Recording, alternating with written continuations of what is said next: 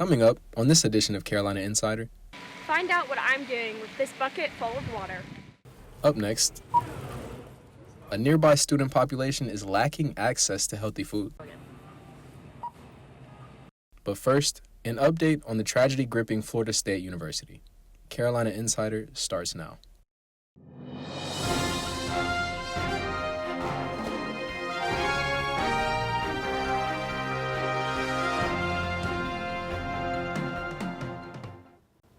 Hello, and thank you for joining us. I'm Jordan Felder. We'll get to FSU in just a moment, but we lead today with a South Carolina college that may be closing its doors. The Board of Trustees at Limestone University meets today to decide the school's future. School leaders announced last week that they needed $6 million to stay open for the fall semester.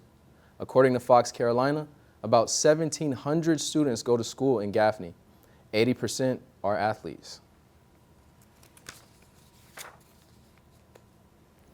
Turning to another college campus, Florida State University continues to mourn the victims of last week's shooting.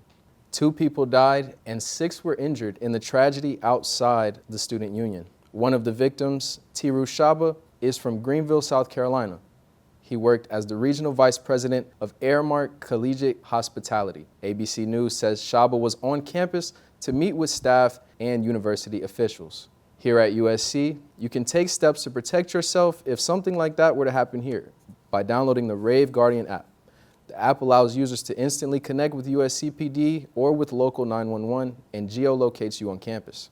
Users can also make custom safety networks with selected users and submit anonymous crime tips. A visitation takes place today for the only victim who died in last week's school bus accident on Interstate 77. 13-year-old Jose Maria Gonzalez Linares was a middle school student from West Columbia. His funeral is tomorrow morning. Everyone else hurt in the incident is now out of the hospital. The health and well-being of people living near Benedict College also gets our attention on today. The school is just blocks away from USC, but as Chloe Finland reports, they found themselves in the middle of a food desert. There is food everywhere in South Carolina. Famous restaurants, weekly farmers markets, and of course, local grocery stores. But is this food healthy?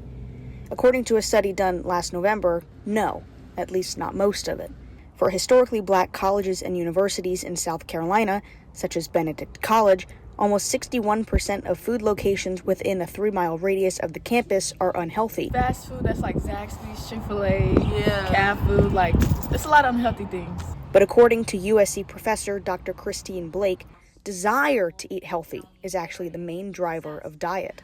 Distance to food store did not correlate with one's diet. What we found was what did correlate one's identity as a healthy eater or not.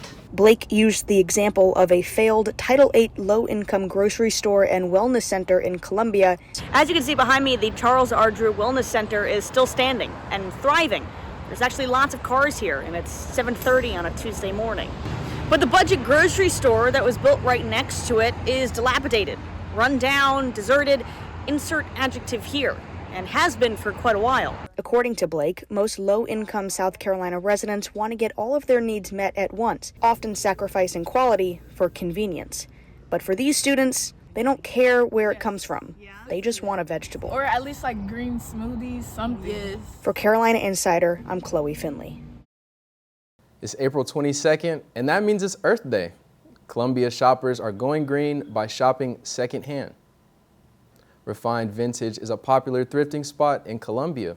The rise in secondhand shopping comes from consumers seeking one-of-a-kind items and turning away from fast fashion.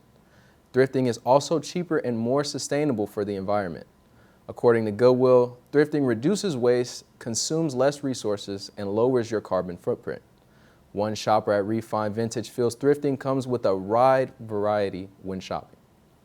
I think it's just a unique experience. You're going to find something new and different than what you would find in a retail store.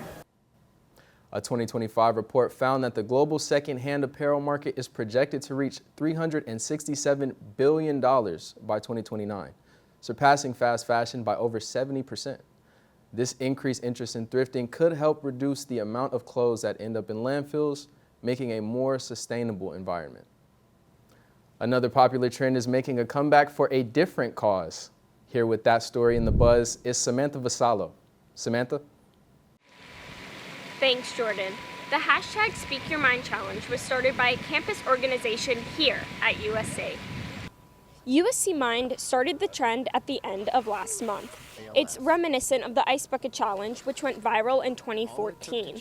The goal of the challenge is to spread awareness for adult mental health. Besides drenching themselves in water, participants can also donate money to their fundraising page.